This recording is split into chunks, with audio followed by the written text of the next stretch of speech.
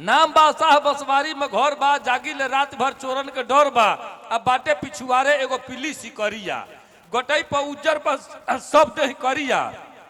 अब भोके ना धीरे से धरे कपच के आवे के हो कहते भाई बच के। आप सब बताएं। एक बाद सीधे सीधे भाई रमेश भाई तू तैयार रहिए, अपन परिचय बताई। आ दूसर का चक्र में जब जब ये सब उतरत जाए तब तब हम चढ़ जाए, समझ ली। जब जब आवाज ये सब दे जैसन आप सुनल चाहे वो तरह हम सुना दे, लेकिन मन बना के सुनी, आज आनंद आई। तमाम कलाकार जो है जुटल बा, बल्कि राष्ट्रीय स्तर के मंच कहल जाई। ऐसन लोग के बुलावल गई बा। भाई आशुतोष त्रिपाठी जी, अंटू भोजपुरिया सहित तमाम जितना लोग उपस्थित बा। मुन्ना मवाली, अरे हम तो भुलाई गए, मुन्ना मवाली एगो नाम बड़ी चर्चित है बराबर। हास्य बैंक की दुनिया में मुन्ना मवाली के तमाम ऐसा कविता बा जो जन जन की जबान पर बा। आप देखो चुनाव प्रधानी के उनके कविता, समूह के कविता, कोटा के कविता बहुत वायरल है, मेरा चलता। आप सब सुन लो मुन्ना मवाली की कविता। संजोग से मुन्ना मवाली भी, अनुरागी जी जा उपस्थित भले, तमाम लोग आयल भाई जा। हमार परिचय आपसे सुन ली, ओकरी बात से आपसे हम विदा ले, एक कार्यक्रम को फिर आगे गति दिहल जाई। बाबू तनि हल्ला बंद कर, है न तक कि बाभन के जाति हई बानी बेकार, आपो सब जान ले परिचय हमार।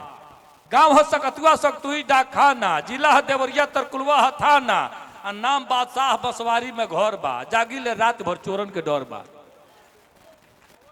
नाम बादशाह बसवारी में घर बा, जागी ले रात भर चोरन के डर बा।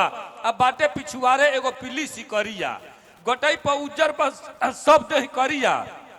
अब भोके ना धीरे से धरे कपच के आवे के हो कहते भाई बच के।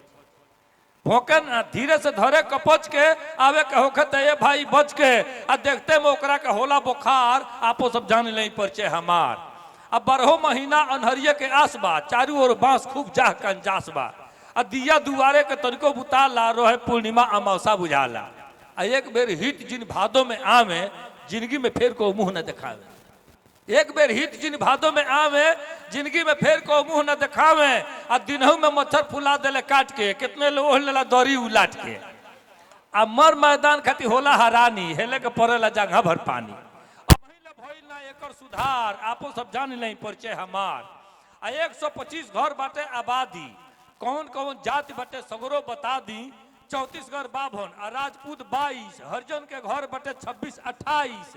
15 घर चनऊ, 4 घर तेली, चुन्नी के सार बड़ा शंभू भोटेली। आ 3 घर बढ़ई या कमकर के तीनी, 12 गो घर को रौटी के गिनी। आ 4 घर गोड़ बड़े चाहे कहार, आपो सब जान ले परिचय हमार। आपो सब जान ले परिचय हमार। मित्रों, मुझे लगता है कि 5-7 नई कविताओं का एक श्रृंखला लेकर के आपके बीच में आया था, लेकिन आते ही बहुत सारे लोगों ने, कुछ लोगों ने कान में कहा, कुछ लोगों ने सामने से ही कहा कि देखिए ये आपको सुनाना है। बहरहाल अपना खाना पूर्ति हमने कर दिया। अब भाई रमेश भाई आइए, इस चोंगा को पकड़िए, फिर जब आप लोग चाहेंगे आपके बीच में हाजिर होता हूँ। बहुत बहुत धन्यवाद आपका, बहुत बहुत शुक्रिया।